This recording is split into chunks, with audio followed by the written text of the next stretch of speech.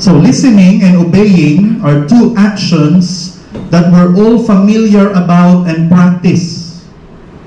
We always listen to someone every single day, and we always obey someone every single day also. Let me give some examples. We all have been to a doctor for a checkup when we're sick. Diba? Lahat tayo once in our lives, at least once in our lives, nagpunta tayo ng check-up. We listen to the doctor's questions, diagnosis, and instructions, and we obey the doctor. Diba? We follow the instructions of the doctor. Minsan, tinitake notes natin yung sinasabi ng doctor. Minsan pa nga, nire-record natin sa ating phone ang bawat instruction ng doctor. All of us also went to a school and studied. Some of us are currently studying right now, mga online class or masteral or something. So we listen to our teachers' values and principles and we obey them.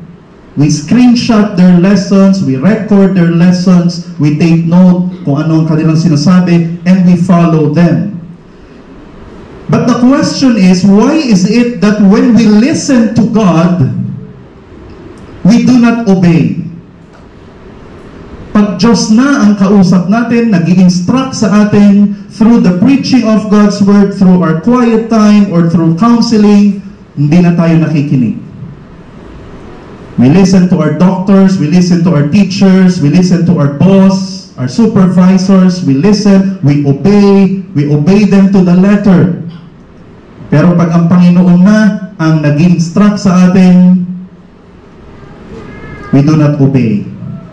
God commands us not to worry, but we worry. He commands us not to covet, but we covet. He commands us to flee immorality, but we do not flee immorality. He commands us to trust Him with all of your heart, but we do not trust Him with all of our hearts. He commands us to seek first His kingdom and His righteousness, but we do not seek first His kingdom and righteousness. He commands us to pray for one another. We do not pray for one another. He commands us to love one another, to forgive one another, to forbear one another, but we do not do those. Diyos na yun ang kausap natin, ang nagsasalita sa atin, but we do not obey. I saw this quotation recently. Sabi dyan, we want doctors to be honest with us when something is wrong physically.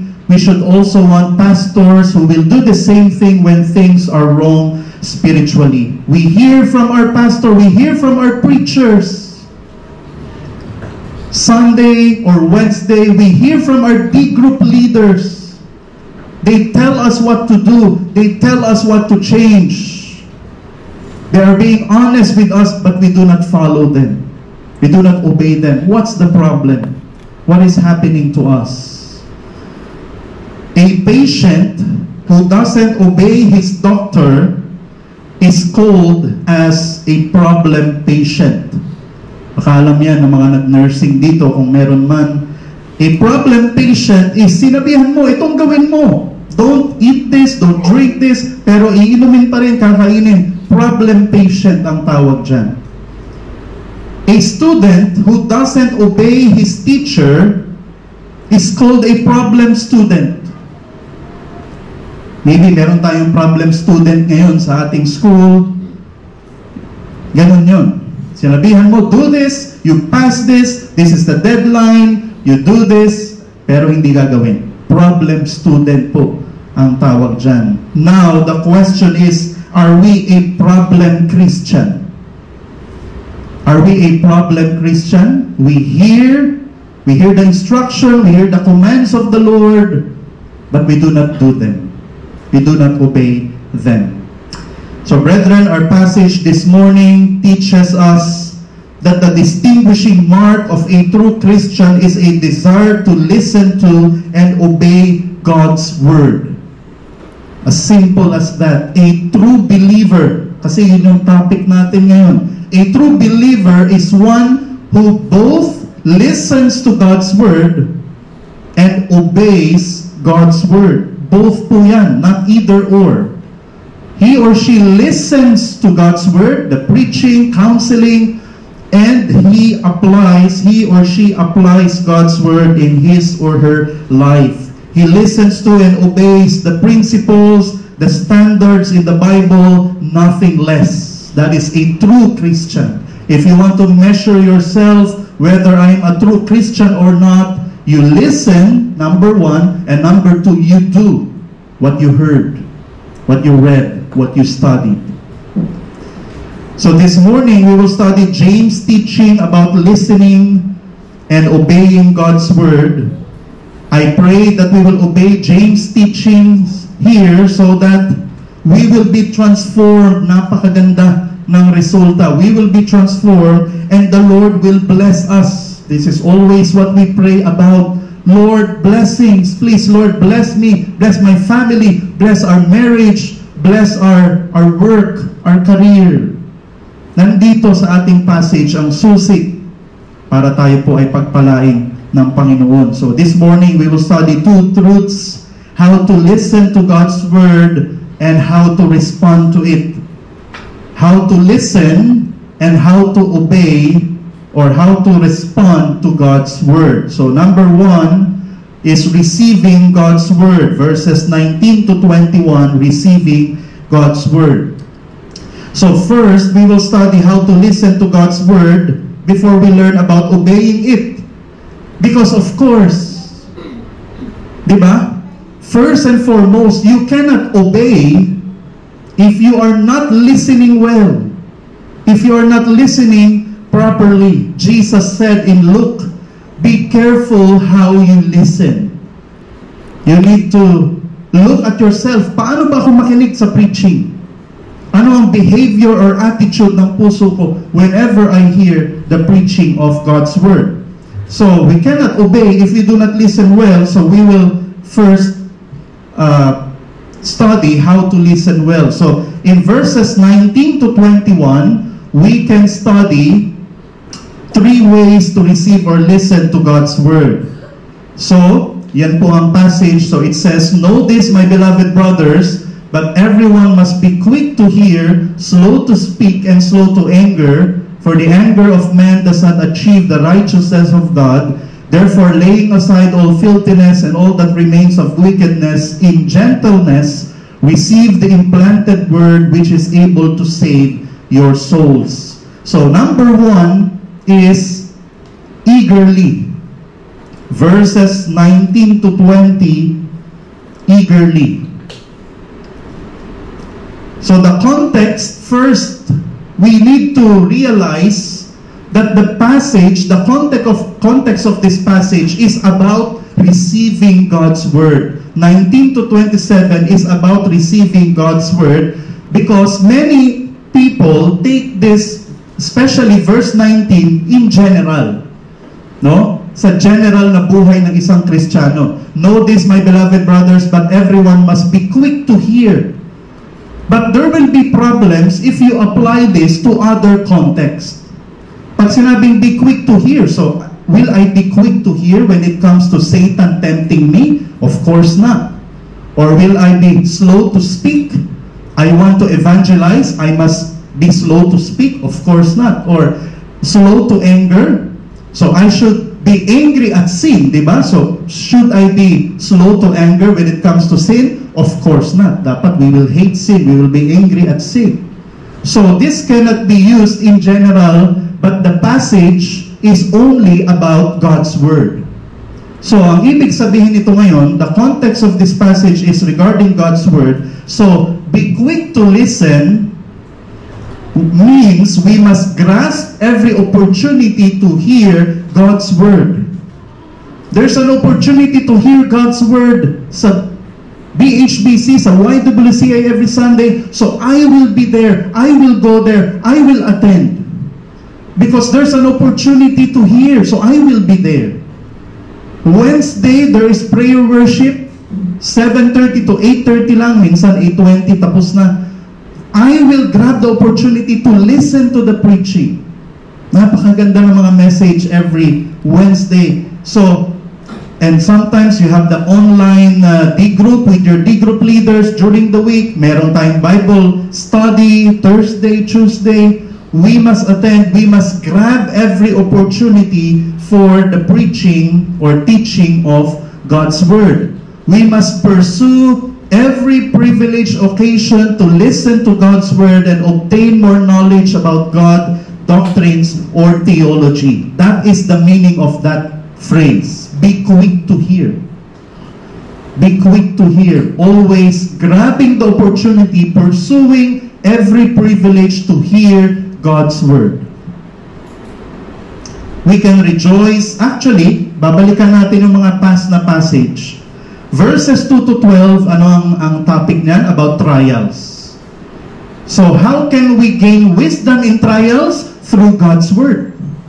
Diyan na papasok yung 19 to 27. Verses 13 to 15, ano naman ang topic? Temptations. How can you become victorious over temptations? Through God's Word. So makikita natin verses 1 to verse 27 para maging successful tayo against trials, against temptations, is to listen to and obey God's Word. So ang laki ng namimiss natin when we do not hear the preaching, when we do not have quiet time, when we do not listen to counseling, we cannot be victorious in trials, 1 to 12, and we cannot be victorious over temptations, verses 13 to 15. So when we are equipped with the sword of the Spirit, which is God's Word, we can be ready in trials and temptations. Reading God's Word, because we may justify, okay lang di ako nag-church, but Monday to Sunday, nagde-devotion ako, nagbabasa ako ng Bible. But there is a reason na James emphasized the listening of God's Word, not the reading. Because reading and listening to preaching, they are not the same thing. In preaching, God's Word is explained and applied sa ating buhay, and so we must exert effort to listen to it every time there is opportunity. Every time there's opportunity, you listen to the preaching of God's Word. Pag preaching, alam natin yan, sa mga preachers, may application, may principle, may illustration, merong sasabihin ko anong meaning sa Greek, i-interpret. Whereas, when we have our quiet time, wala yung mga yun. Matututo pa rin tayo, pero maraming walang ingredients. So, reading is good, but listening to preaching, and at the same time, reading sa inyong private, quiet time, that is better. And that is the best for us. So we must exert effort to listen to it every time there is opportunity, because tayo rin ang makikinabang. Slow to speak naman, anong ibig sabihin nito? Means we should be eager to listen to God's Word rather than make excuses about our actions. Kasi minsan ganito tayo. We hear the preaching, and while the preacher is preaching, sa isip natin, we are already making excuses about our actions na yung message is not applicable for me. That message is not for me, it's for Kuya Jel. It's not for me. It's for Dexter, it's not for me. So that is wrong. No? So we need to be slow to speak, especially if our speaking is ganito. No, we justify our behaviors. We rationalize our decisions, and we are defensive about our life choices. So gusto sabihin ni James, if that is what is in your mind, ayan ang binubukso ng iyong damdamin, be slow to speak. Huwag mo na lang sabihin yan, because it's wrong. So minsan ganyan tayo, when we hear the preaching, Sunday, Wednesday, quiet time natin minsan, nabasa tayo sa quiet time, oh, it's not for me. Maging sa ating D group, sa ating mga discussions, so be slow to speak if you will just rationalize or justify or be defensive. We should be willing to listen to God's Word rather than assume that we don't need it. Minsan ganun din. No? We hear the preaching of God's Word. Oh, I don't need it. What I need right now is a message about financial management, about trusting in the Lord, not about temptations, not about forgiveness or bitterness. Maybe we don't need it now, but we need it later sa ating buhay. So we must not assume that we don't need it. We already know everything. Ay, alam ko na yan. Sinabi ni Pastor, na-preach na yan. 2016, 2015. Or we have everything in life figured out. Minsan, di ba, ganito yung lumalabas sa isip natin while the preacher is preaching. I already know it, and I have my life figured out. So, I will just listen for the sake of respect, but I will not apply it. Doon tayo nagkakamali. Doon tayo nagkakamali. So we can hear God's voice more if we talk less. Maybe externally we are not talking, but internally, ang daming sinasabi ng isip natin. So we can hear better if we talk less, if we just don't say this or continue with this. So the word, slow to anger means do not be angry towards God's truth or God's messenger. Because babalik tayo sa ating context. The context is about listening and teaching, preaching of God's Word. So, be slow to anger is be slow and do not be angry kaagad sa message and sa messenger. Sa preaching or sa preacher. That is the meaning of this. The word anger here is a deep-seated anger like resentment, bitterness, or grudge. Ganun ba tayo? We hear a preaching from Pastor DJ, from Kuya Jel, from Kuya Vic, from Mark Dexter. Natamaan tayo because it's true sa ating buhay. And then ngayon nagalit tayo kay Mark Dexter. Hindi ko siya papansinin. Pag si Mark ang speaker, hindi ako mag-a-attend ng prayer worship. Are we like that? No? So, there are times that we sit and listen to God's Word.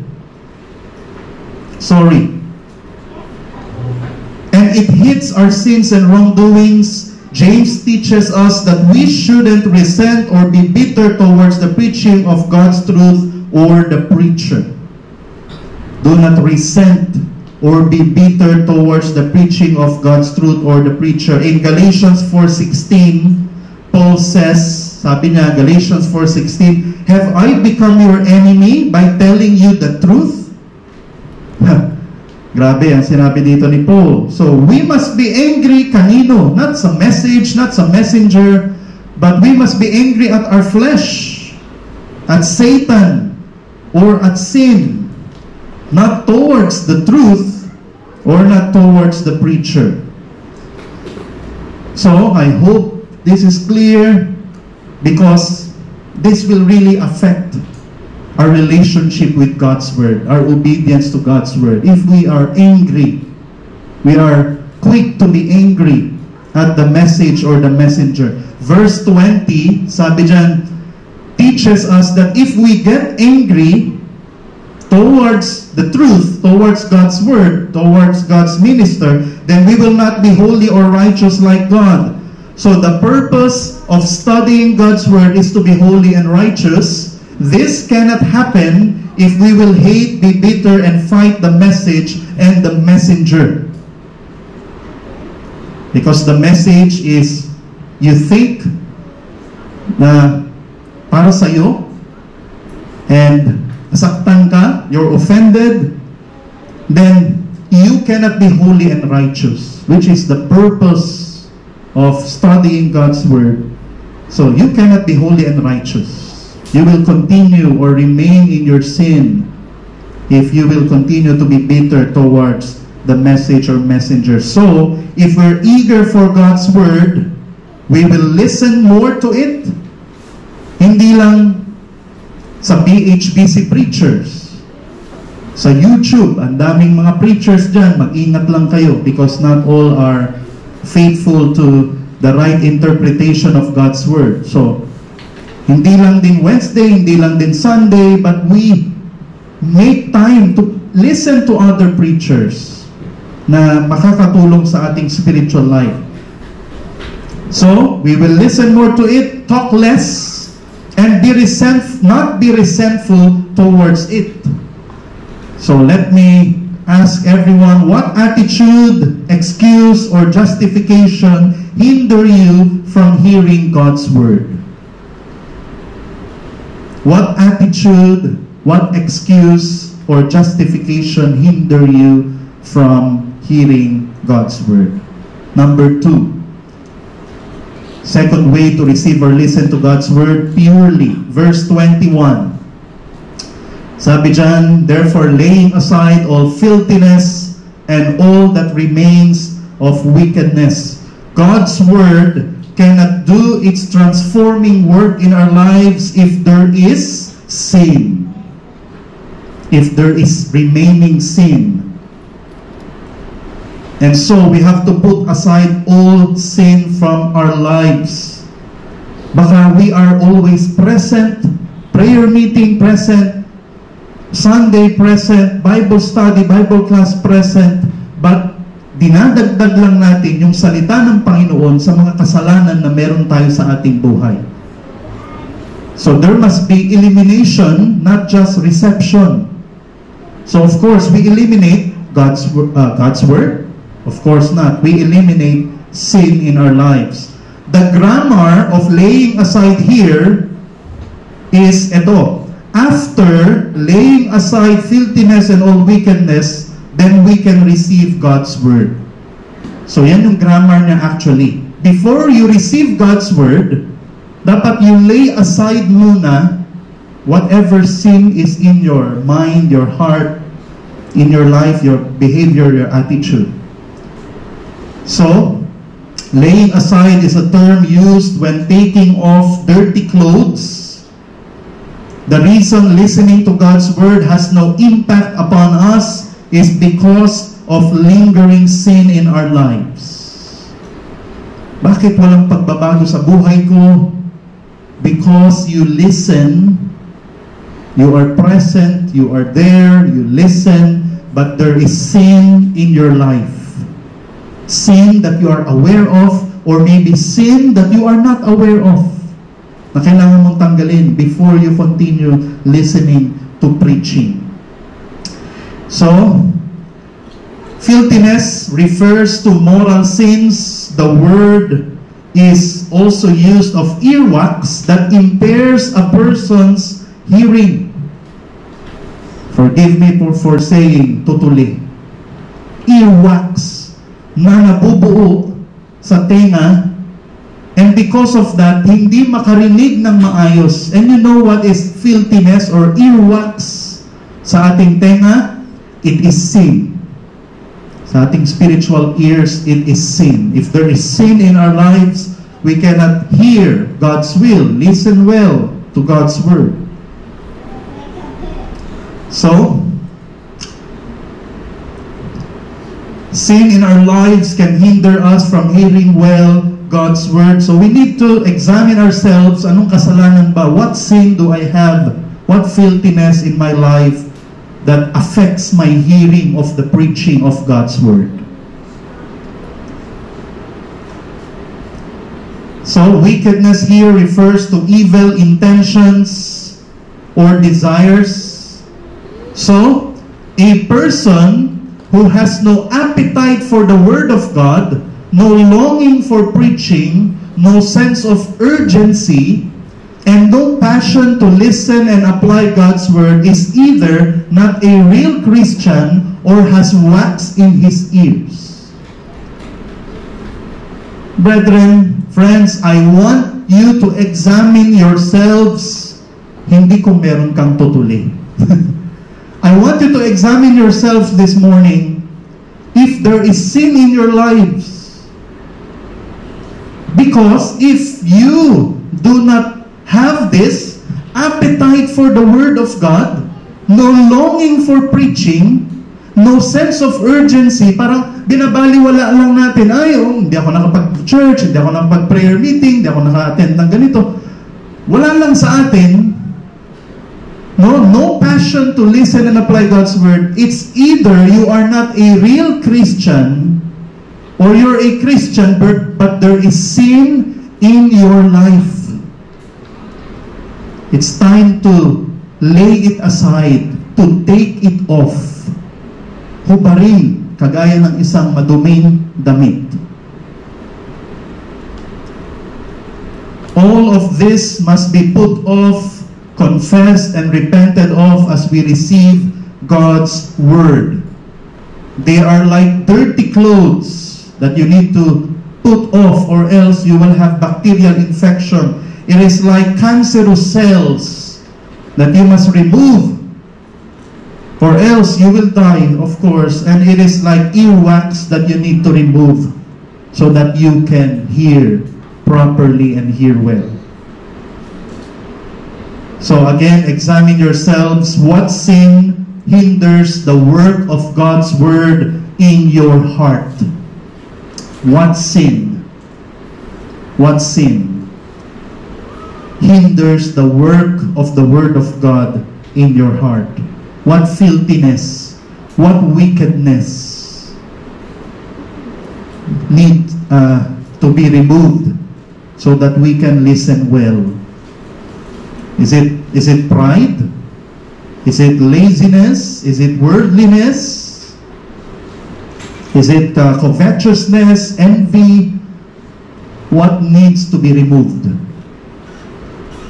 Number 3, humbly. Verse 21 pa rin, we will see there the word, in gentleness. Sabi dyan, in gentleness receive the implanted word which is able to save your soul. So now, after putting off all the filthiness and wickedness, sabi ko nga, yung grammar nitong verse is, after you put off filthiness and wickedness, you receive the word with gentleness. So the Greek word is humility or meekness. So it means being willing to listen and being teachable. That's the manifestation of humility. You are teachable. You are teachable. If there is pride, arrogance, or any other sin in our lives, we cannot be humble and teachable. Listen, and please look at this. When we have our own interpretation of life, we think we don't need it. We have our own answers to our questions. And then, ano mangyari? We stop listening and learning and won't grow anymore. In short, if pride is already taking root in your lives, you cannot listen well. You cannot listen well. Humility is recognizing our need to listen, to obey. That is humility. I need to attend. I need to hear. I need to hear the preaching. And of course, I need to apply. I need to have quiet time. I need to attend this, because without that, I will be vulnerable to sin, to temptations. I will fail as a Christian. So that is humility. So the verse says, implanted word. So let me clarify what this means. Actually, as soon as we get saved, it is the Holy Spirit that is implanted in us, not the Word of God. Hindi automatic, memorize natin yung Bible, automatic, naintindihan natin yung Bible. No. What is implanted in us is the Holy Spirit. Yun yung nai-implant sa atin. And because the Holy Spirit helps us in understanding and applying God's Word, then it is like the Word has been implanted in us. So yun yung meaning ng implanted Word. It's really the Holy Spirit implanted, but we have a built-in interpreter, which is the Holy Spirit. The Holy Spirit helps us to understand God's Word. Pero sayang naman, we have the Holy Spirit, we have the implanted Spirit, pero we do not do our quiet time. We do not listen to preaching, to Bible study. So wala rin, sayang naman. ang presensya ng banal na Espiritu sa atin. Wala siyang ginagawa. So, here in the verse, meron pang maganda. Sabi dyan, the Word is described by James as able to save your souls. The Word, when studied and applied, is able to save us spiritually, physically, and emotionally. Hindi lang spiritual salvation ang idinudulot ng salita ng Panginoon sa atin. So, save your souls here is also physical salvation. It is also emotional salvation from pain, from hurt, from heartache, from being broken-hearted, from being a miserable person. God's Word, heard and applied, will save us from all of this. So the Word of God saves our soul from temptation, sin, our flesh, evil people, the world, Satan, and hell. So we should receive it with humility. Oh, this is a motivation for us to do our quiet time, to listen to preaching. People who are always falling into sin, falling into their flesh, nauuto ng evil people, nahuhulog sa worldliness, kumakagat sa mga tukso ni Satanas, it's because they lack hearing and obeying God's Word. And pinakamalala, the reason they are not saved and they will go to hell when they die, it's because they don't listen humbly to the Word of God. Someone evangelized them, they exercised pride. So they rejected the gospel, they will die, they will go to hell. Ganon din sa Kristiyano, someone preach God's Word to us, we think, I don't need it, it's not for me. So what happens? We do not apply God's Word, we fall into sin. So, principles that we can learn from this. First, a genuine Christian will receive God's Word eagerly, purely, and humbly. If you want to know if you are a real Christian, the question is, how do you receive God's Word? Do you receive God's Word eagerly? There's a hunger, there's an appetite, there's a passion, a sense of urgency to listen. Purely. No, talagang we remove all sin in our lives so that we can welcome God's Word. The Word of God that saves our souls. Second, God's Word saves in all aspects as long as we receive it well. Praise the Lord for His Word. It really saves. At hindi lang from hell. Third, remaining filthiness and wickedness in our lives hinder God's Word in transforming and saving us. If you want God's Word to take root in your life, to really produce fruit sa iyong buhay, you listen well to God's Word. Listen well. Eagerly, purely, and humbly. Applications, let us receive God's Word eagerly, purely, and humbly. Let us always grab the opportunity to attend, to hear God's Word. And purely, yun nga, ano bang sin na meron ka, you remove it. And then humbly, you always think that you need it. I need the preaching. I need to listen. I need it for myself. I need it for my family. Let us confess and repent of our sins that hinder us from receiving God's Word well. Let me give some examples. Pride, rebellious heart, indifference, laziness, etc. Napakarami pa. Let us confess and repent whatever sin or sins hinder us from hearing or receiving well God's Word.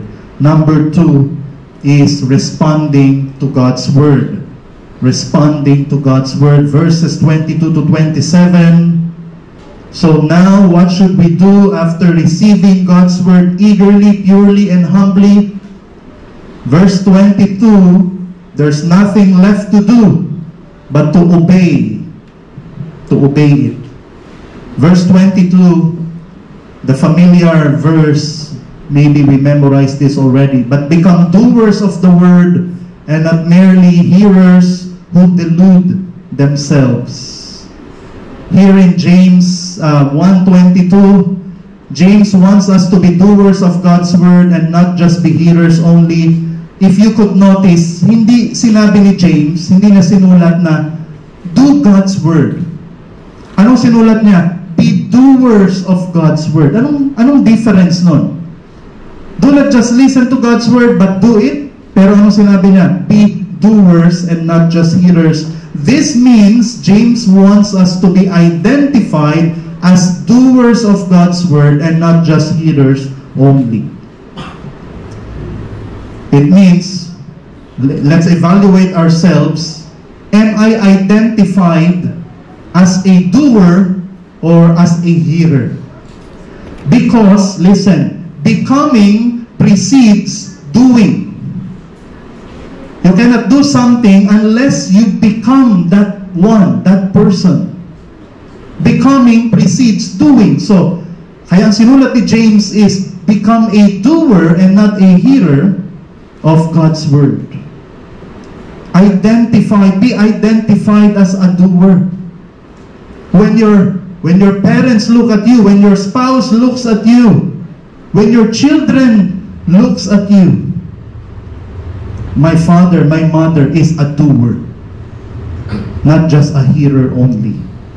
No? Yun yung ibig sabihin nun. When other people look at us, he or she is a doer, not just a hearer. No?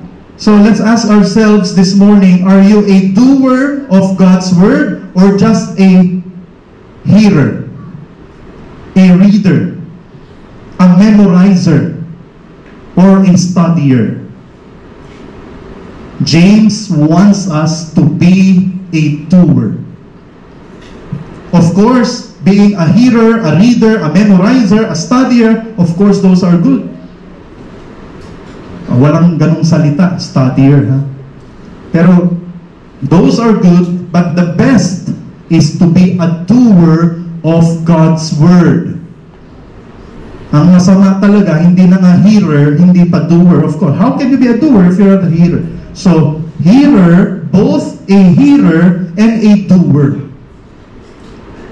There are, let me give some examples of different kinds of hearers. Relativistic hearers, ganito sila makinig. This is true for you, but not for me. That is a relativistic hearer. There's an emotional hearer, listening to be touched, to be blessed, to feel good. Iiyak pa yan, pero walang application. There are also theoretical hearers listening to gain information, but they're not listening to apply or to do what they hear. And then there are, of course, obedient hearers. Those who listen with the intention to obey. Anong klaseng hearer po tayo, mga kapatid? God wants us, of course, to be that last one. To be an obedient hearer. You listen, you obey.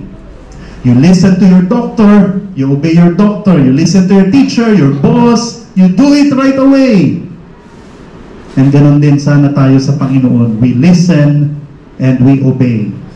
Hearer in the original, ang ganda nito. Hearer in the original means to audit. Lagi tayong may prayer request. Meron akong class observation, Pastor, please pray for us. Ganon yung audit, di ba? Nag-o-observe lang sila sa klase, sa school. Nag-o-observe, nagte-take notes, sinusulat. Oops, hindi terno yung kurbata sa long sleeve, mga ganon, or masyadong malakas yung yung boses, o mali yung PowerPoint.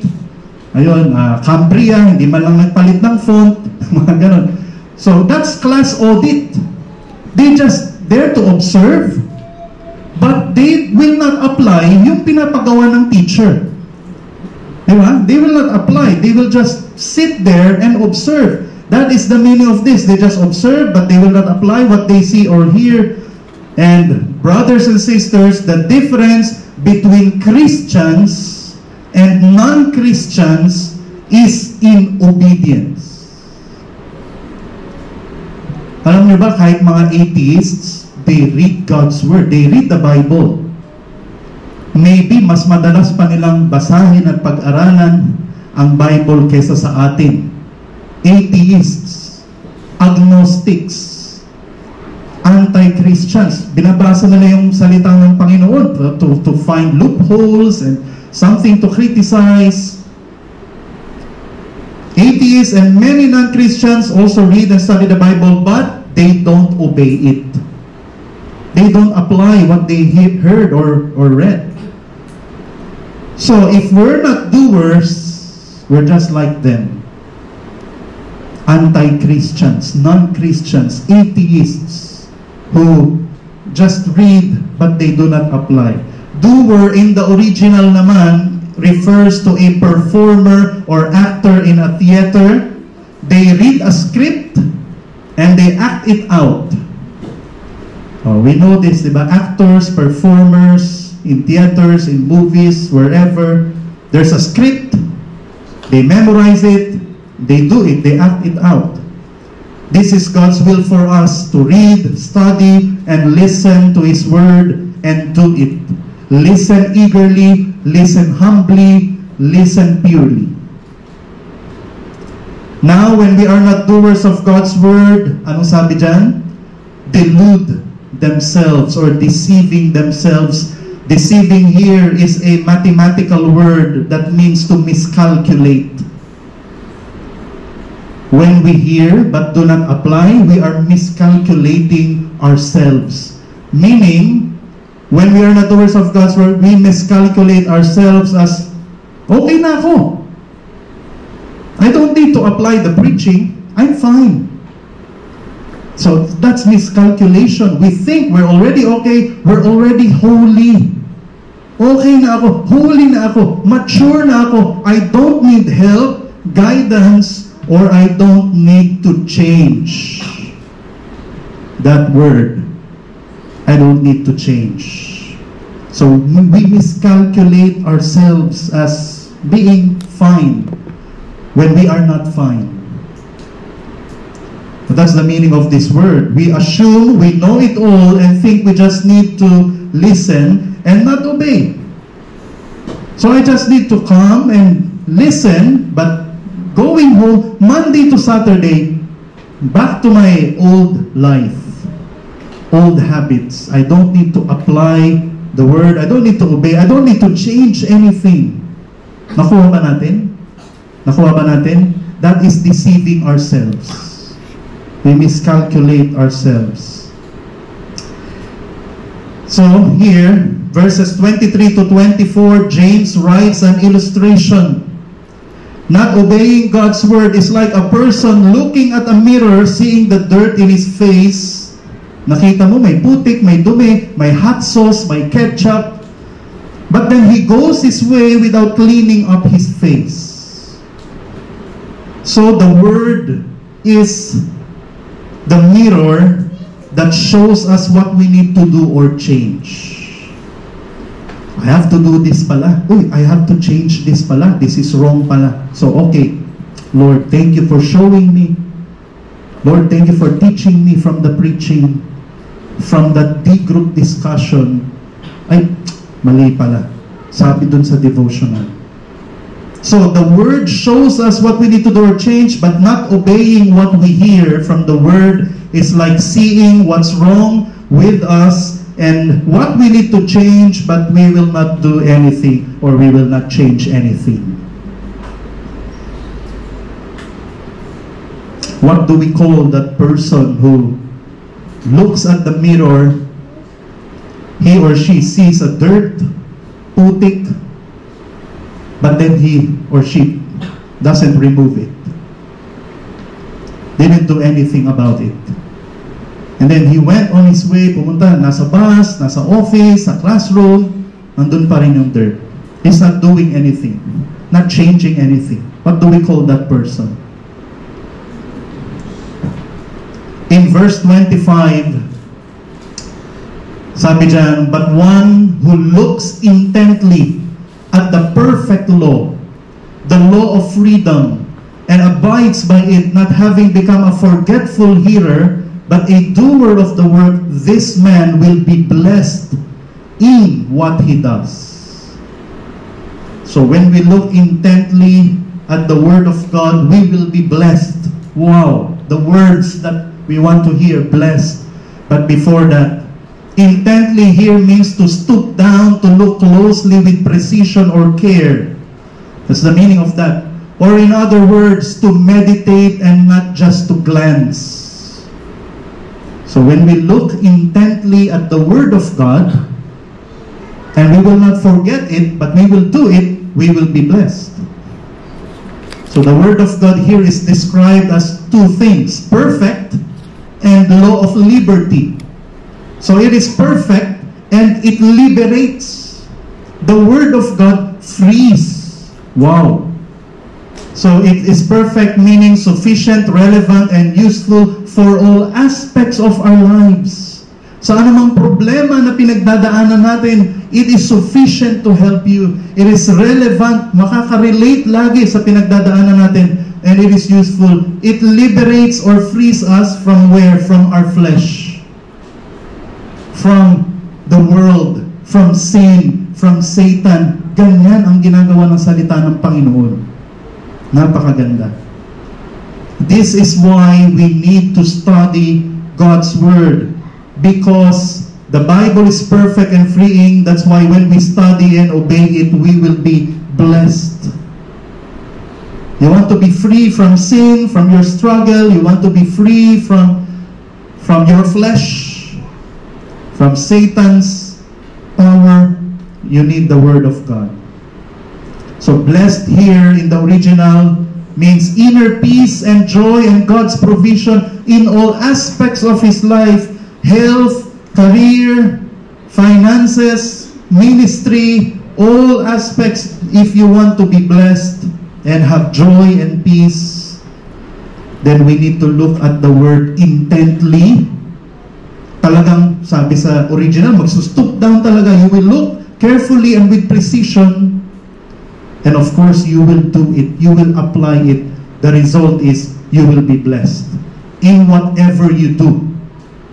In whatever ventures you will take, you will be blessed. It doesn't say you will be rich, okay, or prosperous, but you will be blessed. Inner peace, inner joy, and provision of your needs. Verses 26 to 27, let's move. We will see here the manifestations of being religious, believers, or doers of the Word. No? Anong magiging resulta mula sa atin when we apply God's Word? Sabi dyan, if anyone thinks himself to be religious while not bridling his tongue, but deceiving his own heart, this man's religion is worthless. Pure and undefiled religion before our God and Father is this, to visit orphans and widows in their affliction and to keep oneself unstained by the world.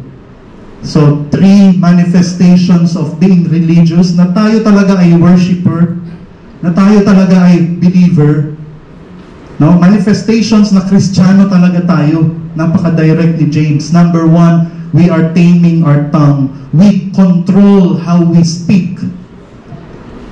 We speak in a sanctified way. In our conversations, in our replies, in our jokes, in our posts, and in what we share, we are different. We are sanctified. We preach also, another meaning, we preach and teach only biblical truth, not falsehood, not other gospel, not false doctrines. We tame our tongue. We bridle our tongue, kagaya sa kabayo, yung may tali papunta dito, pang-control sa kabayo. We bridle our tongue. And we will talk about this more sa next na mga verses, no? So we will not dwell on this. Number 2, we are helping the helpless. Verse 27, we minister to the uncared for or the neglected among us, widows and orphans. So we have widows here in our church. So we praise the Lord. We have our grandparents Bible study. We have our D group for our grandparents. So orphans. So of course, hindi lang yun. Anyone who is needy around us, mga nasalanta, we help them. We help the helpless. We show compassion, sacrifice, kindness, tenderness, mercy, and grace to the needy around us. And then number 3, we are walking differently from the world. We live a life that is Christ-like and not worldly. That is a true believer. Attitudes and behaviors, even in what we wear, even in what we look like, everything is not stained by the world, sabi doon. You keep yourself unstained by the world. Music that we listen to. No, things that we support or follow. So yan ang manifestations of we are really doers of God's word and not hearers only. So principles, first, a genuine Christian is a hearer and doer of God's word. Second, blessings come to the hearers and doers. Praise God for this, showing us how to be blessed. We need to look intently at the word of God. Listen well and obey it. And we will be blessed in whatever we will do. Application, let us not just read, listen to, memorize, or write about God's word, but obey it. Let us do all of this. If you're already doing this, good. But the most important of all is to obey it.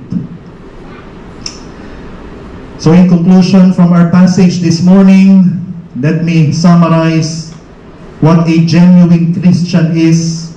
Number 1, pursues every opportunity to listen to God's word. There's an interest, a longing for preaching, a passion for preaching. Practices what he hears and learns, and produces good words and good works to the people around him, to the needy, to the believer, to the unbeliever, to everyone around him. So brethren, do not just be a hearer, but a doer of God's word. The promise from God is that he will bless us and he will free us. Let me just show this. Let me just read these verses. Psalm 112:1. Praise the Lord. Blessed is a person who fears the Lord, who greatly delights in his commandments. Psalm 119:1-3. Blessed are those whose way is blameless, who walk in the law of the Lord. It refers to God's word. Blessed are those who comply with his testimonies. Yan ay mga synonym sa salita ng Panginoon. Commandments, law, testimonies. You comply. This is the requirement from God's word. You comply. And seek him with all their heart. Luke 11:28 from Jesus himself. Blessed are those who hear the word of God and keep it. And then John 13:17. If you know these things, you are blessed if you do them. And then another, for takeaway. Matthew 7:21. Not everyone who says to me, Lord, Lord, will enter the kingdom of heaven, but the one who does the will of my Father who is in heaven will enter. Not everyone who says, Lord, Lord, but the one who is a doer. The one who is a doer. Panginoon, maraming salamat sa inyong salita. Help every one of us. Help this church, dear Father, to be hearers and doers of your word. Lord, help us to abstain to flee from any filthiness or wickedness, so that we can receive your word well. Lord, may your word free us from our flesh and from sin. May your perfect word be applied and be obeyed. Thank you, Lord, for every message, every preaching, every D-group discussion and quiet time article that we are reading, hearing, week in and week out. Lord, help us to obey what we have studied. So, Lord, we commit this church to you. We pray this with sincerity in our hearts. In Jesus' name, amen. Amen.